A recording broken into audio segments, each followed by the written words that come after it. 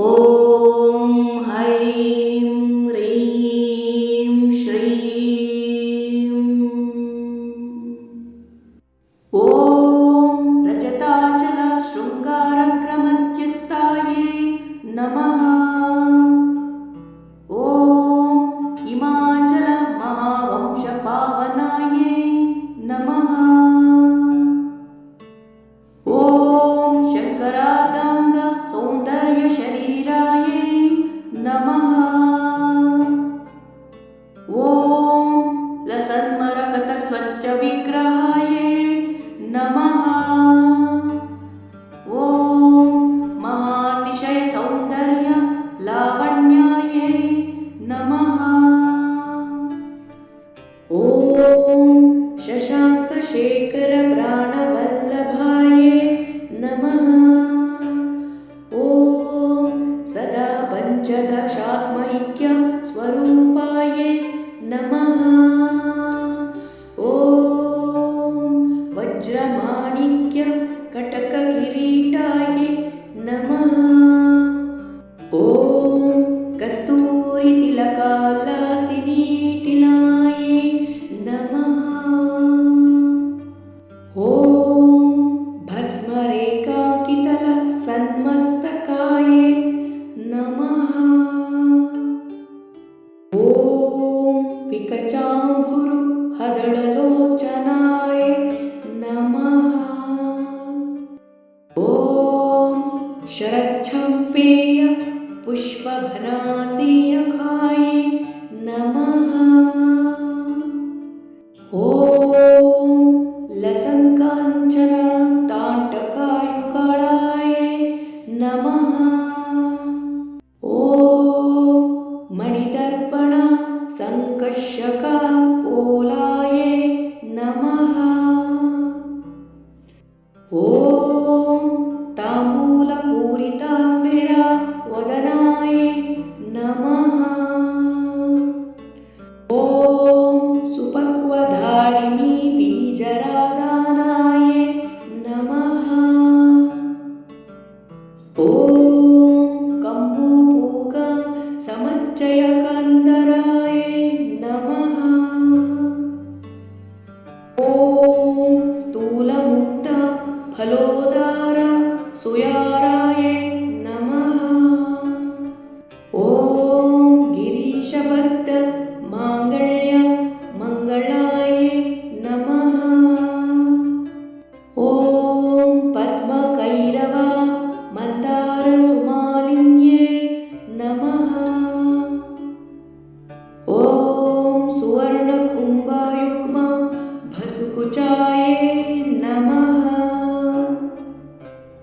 ॐ रमणीयचतुर्बाहुसंयुक्तायै नमः।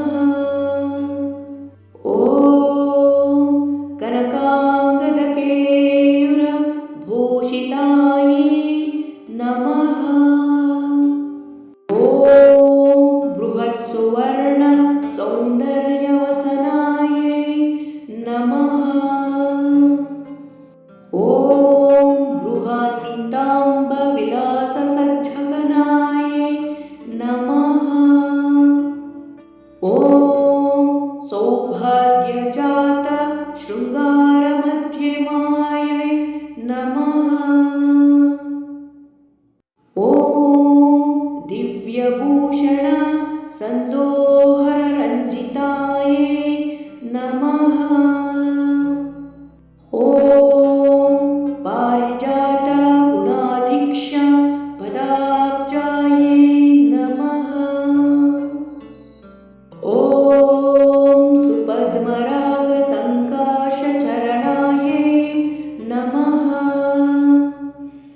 ॐ कामकोटिमहापद्मपीठस्थायै नमः।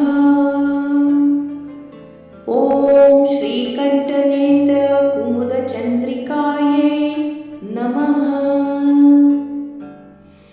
ॐ सचामररमवाणी बीजितायै नमः। ॐ भक्तरक्षणादाक्षिण्य कटाक्षायै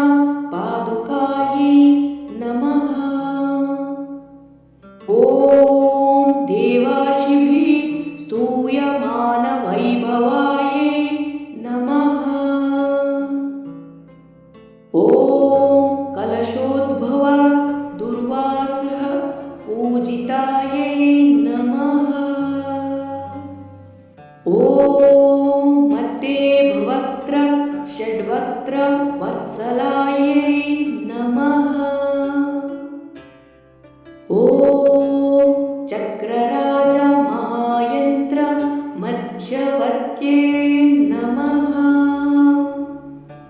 ॐ चिदाग्निकुण्ड सम्भूत सुदेहाय नमः। ॐ शशाङ्कखण्ड संयुक्त मुकुटाय नमः। ॐ मत्त अंस वधू मन्दगमनाय नमः। ॐ वन्दारुजन सन्दोह वन्दिताय नमः। ॐ अन्तर्मुख जनानन्द फलदाय नमः। ॐ पतिव्रताङ्ग नाभीष्ट फलदाय नमः। ॐ अव्यजा करुणापूर पूरिताय नमः। ॐ नितान्त सच्चिदानन्द संयुक्ताय नमः। ॐ सहस्रसूर्य संयुक्त प्रकाशाय नमः। ॐ रत्नचिन्तामणि गृहमध्यस्थाय नमः। ॐ हानिवृद्धि गुणाधिक्य रहिताय नमः। ॐ महापद्माटवी मध्य निवसाय नमः। ॐ जाग्रत् स्वप्न सुषुप्तीनां साक्षिभूत्यै नमः। ॐ महापापौघ पापनां विनाशिनै नमः। ॐ दुष्टभीति महाभीति भञ्जनाय नमः। ॐ समस्त देवानुज प्रेरकाय नमः। ॐ समस्त हृदयां भोजननिलयाय नमः। ॐ अनाहत महापद्ममन्दिराय नमः। ॐ सहस्रार सरोजातवासिताय नमः। ॐ पुनरावृत्तिरहित पुरास्ताय नमः।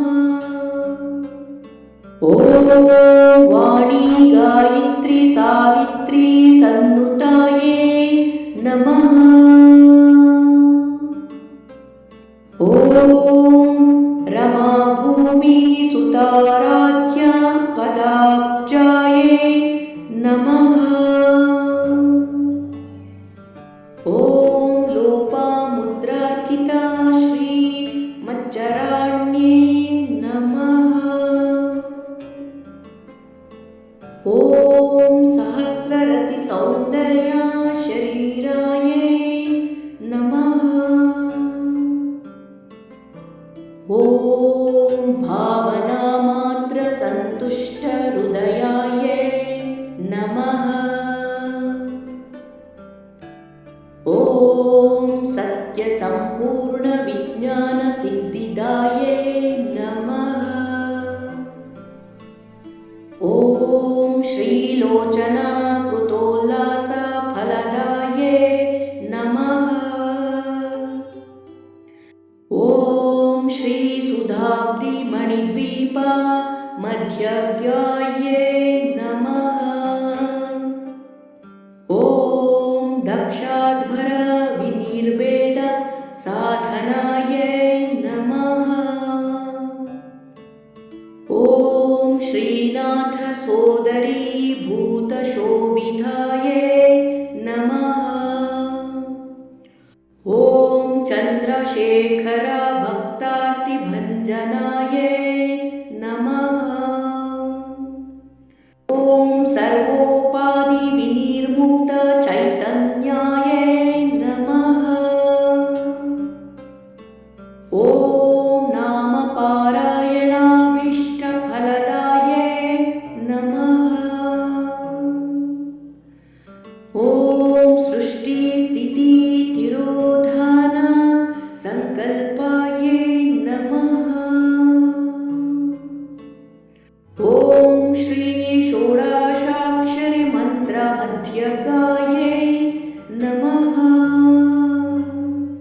ॐ अनाद्यन्त स्वयंभूत दिव्यमूर्ते नमः।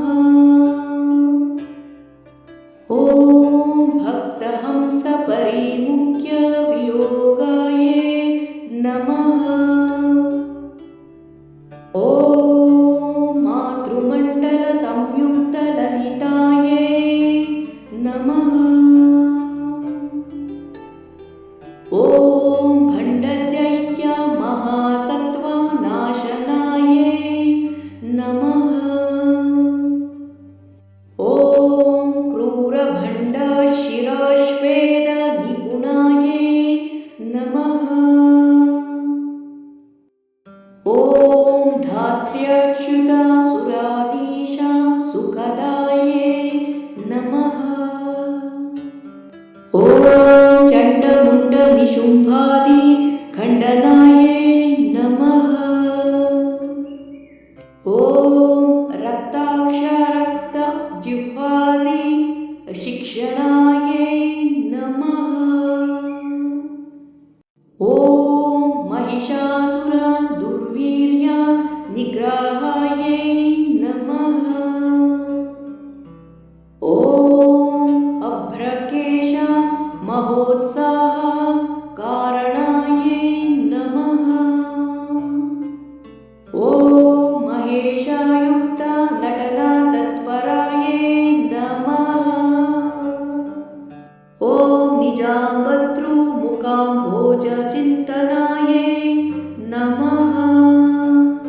ॐ वृषाभध्वज विज्ञान भावनाय नमः। ॐ जन्म मृत्युजरा रोगभञ्जनाय नमः।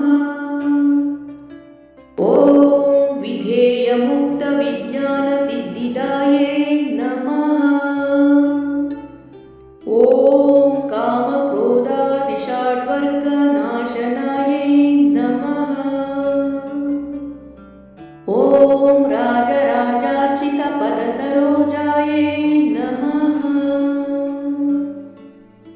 ॐ सर्ववेदान्त स्वं सिद्धसुतात्वाय नमः।